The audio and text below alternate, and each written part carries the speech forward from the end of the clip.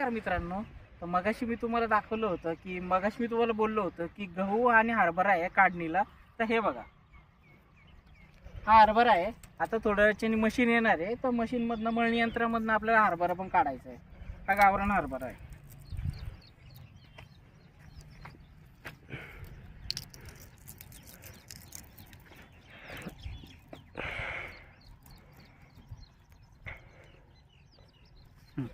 हा गावरान हरभरा आहे. खायला अत्यंत भारी आणि मस्त पोषक असतो. छान आहे हरभरा. हरभरा आता हा आहे. आता हा हरभरा याच्यातून मशीन मधनं काढायचा आहे. आणि आपण पाठीमागं गहू काढला होता, तर त्याच्यातला थोडासा गहू आहे ना, तो त्यावेळेस ओला होता, त्याच्यामुळे मशीन मधून काढण्यात नाही आला. तर आता थोडाच राहिलेला आहे. तर काय थोडं एखादी गुणी वगैरे होईल याची, तर हा पण काढायचा आज. याचं पण मळणी मंत्रातून काढायचं आहे. तर चला, तुम्हाला आता आहे ना तळ जाऊ, आपण डायरेक्ट शेततळ्यावर जाऊया. चला.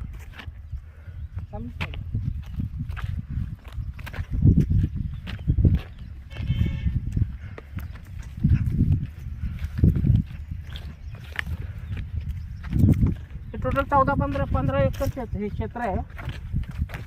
त्याच्यातलं अर्ध्या एकर मध्ये शेततळ बनवलेलं आहे.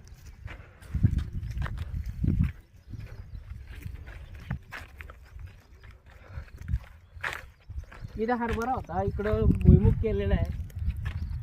मागच्या वर्षी इथं काय केलं होतं आपण? सोयाबीन होती. मागच्या वर्षी सोयाबीन केली होती. आणि इकडं खाली तूर केली होती. तूर पण आहे अजून.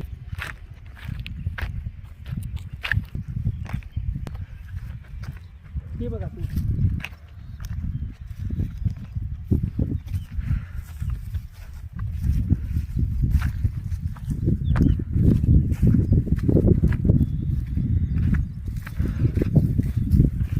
घरी 4-5 गाय आहेत आमच्या.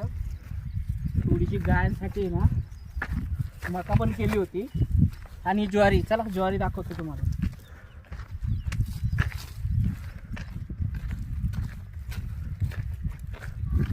गावाकडच्या लोकांना तर माहिती ज्वारीचं झाड वगैरे कसं असतं कसं.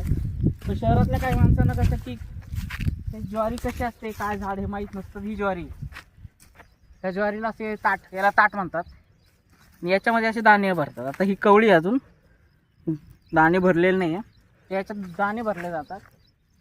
आणि याची पण जसं आपण हरभरा मळणी यंत्राने काढणार आहे, तर ती ज्वारी पण काढल्या जाते. त्याच्यातून त्याचे दाणे बाहेर निघतात. मग त्याला साफ मस्त क्लीन करून ते खाण्यायोग्य होतात. चला.